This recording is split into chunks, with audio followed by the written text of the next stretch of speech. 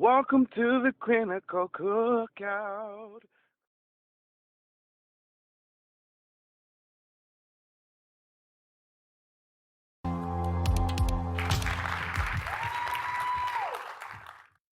I grew up in Milwaukee, Wisconsin, in a two-parent household, up until the age of about 8 or 9, I believe. My parents married and divorced about 4 different times, according to my mother's perspective. But my father always seems to remember that story a bit differently. But for the most part, I had a pretty healthy childhood. It wasn't until my parents split for the last time that things took a bit of a turn for the worst. And all of a sudden, I was this kid with unhealthy self-esteem. So my mother, she turned to drugs and alcohol to cope with the divorce and many other emotions. And what started as a two-parent household ended up with me being pretty much a motherless child. Now, my father did an amazing job raising 3 kids, and I am forever grateful to him for that.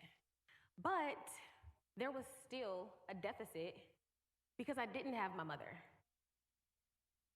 So according to research, some of the main reasons for children developing low self-esteem is due to alcoholic parents or a significant childhood loss, and I experienced both.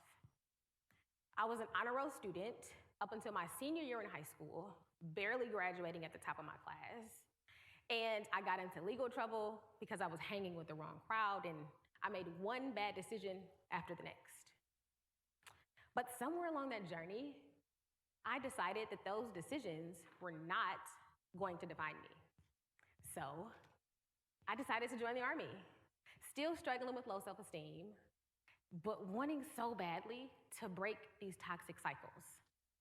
And I knew that bad decisions led to missed opportunities, but I didn't want to miss this one. And I am super proud to say that today, 12 years later, I am an honorably discharged veteran with full retirement benefits.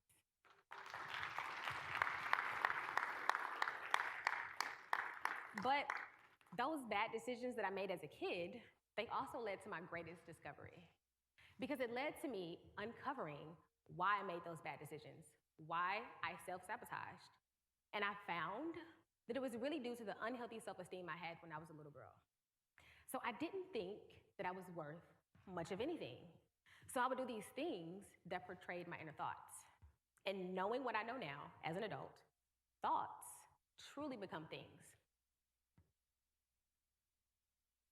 So there is nothing that I need so much as nourishment for my self-esteem.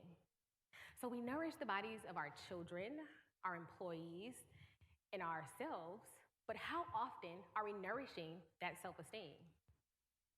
We give ourselves food, potatoes, and roast beef to provide us energy, but how often are we providing ourselves with those kind words of affirmation and appreciation that would sing in the hearts and in the minds for years? We crave appreciation and affirmation just as much, if not more, than we crave food. And showing someone sincere appreciation can literally change their lives. So, unhealthy self-esteem leads to a lot of unhealthy coping mechanisms. There are over 100 million kids around the world who suffer from low self-esteem. But did you know that low self-esteem leads to things like teen pregnancy, low academic achievement, violent behavior, self-neglect, and even suicide?